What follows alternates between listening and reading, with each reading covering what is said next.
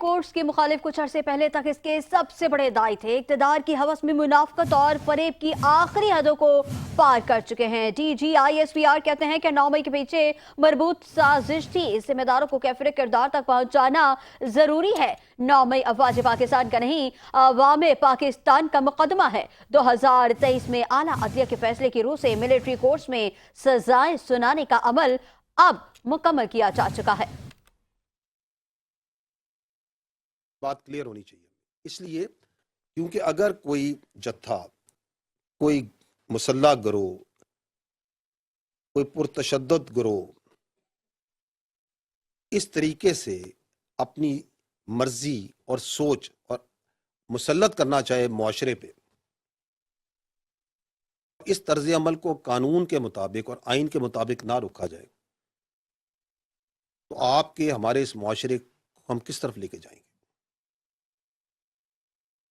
جہاں تک آپ نے سزاؤں کا ذکر کیا، لیکن 2023 میں اعلیٰ عدلیہ کے فیصلے کی روح میں جو عمل تھا، ملٹری کورٹس میں جن لوگوں کو ریفر کیا گیا تھا وہ منجمد کر دیا گیا۔ حال ہی میں جب یہ 7 رکنی بینچ نے اس کے اوپر فیصلہ دیا تو اس کی روشنی میں سزائیں سنانے کا عمل اب مکمل کیا جا چکا ہے، اور اس کے اندر مروجہ قانون کے تحت ثبوت اور شواہد کے مطابق اور تمام قانونی تقاضوں کو پورا کر کے وہ تمام لوگ جو 9 مئی کی ہنگامہ آرائی میں ملوث اور جن کو قانون کے مطابق ملٹری کسٹڈی میں ریفر کیا گیا تھا ان کو سزائیں دینے کا عمل مکمل ہو چکا ہے۔ اور اس فیصلے سے یہ بڑا واضح پیغام جاتا ہے کہ اس طرح کے معاملات کی کوئی گنجائش نہیں ہے، اور مستقبل میں بھی کوئی اس طرح کے معاملات میں اگر انوالو ہوگا تو اس کو آئین اور قانون کے مطابق باصورت سزا ملے گی۔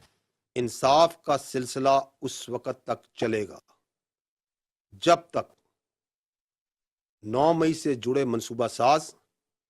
اور اصل گھنونے کرداروں کو آئین اور قانون کے مطابق